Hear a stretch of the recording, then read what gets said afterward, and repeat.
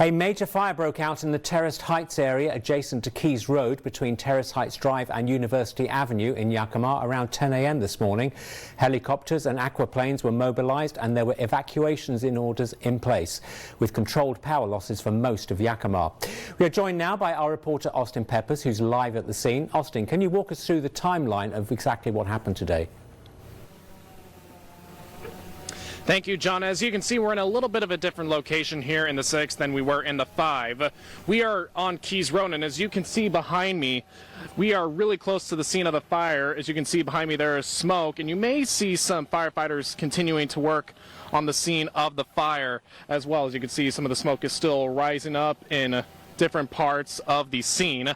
Now, this was about 2 hours ago, but we got a press release from the State Fire Marshal's office, and just moments ago I spoke to the Department of Natural Resources. More on that here in a few moments.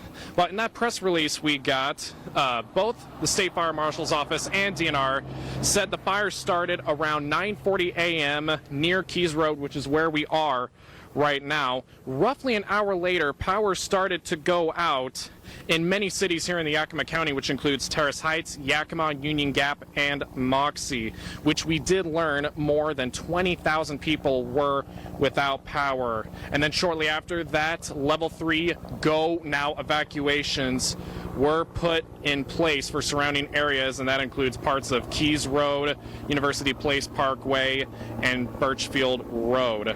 Now, Pacific Power at 12:15 said the number of people without power had dropped to roughly 11,000 people, and that number actually gradually went down over time.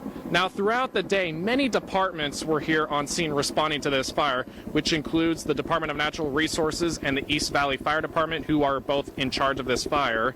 And other departments include the Yakima County Fire District 5, West Valley Fire Department, Moxie Police Department, Yakima County Sheriff's Office was here as well. When I made it to this close to the scene originally around 1 p.m., I even saw Hanford Fire Department making their way down as well as other state fire agencies being at the scene as well. And all day long, helicopters and air tankers have been assisting in the fire as well, John.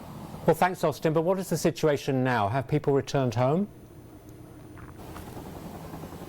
Well, John, the situation right now is that after talking to the Department of Natural Resources, we've learned that the fire has actually been contained to 25 acres right now.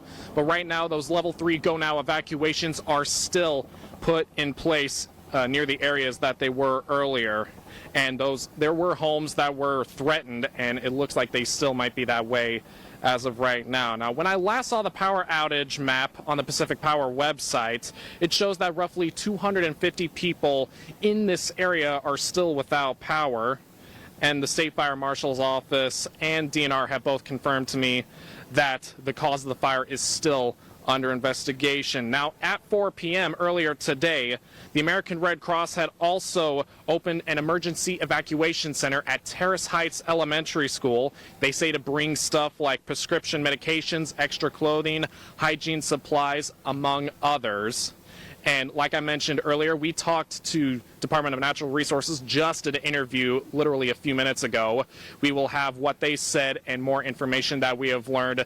That will be coming up tonight on Action News at 11. That is what we have for right now. Make sure to tune in for that tonight as well. But for right now, pretty much really close to the fire scene here off Keys Road. This is Austin Peppers for Action News. We'll send it back to you, John Kennedy O'Connor.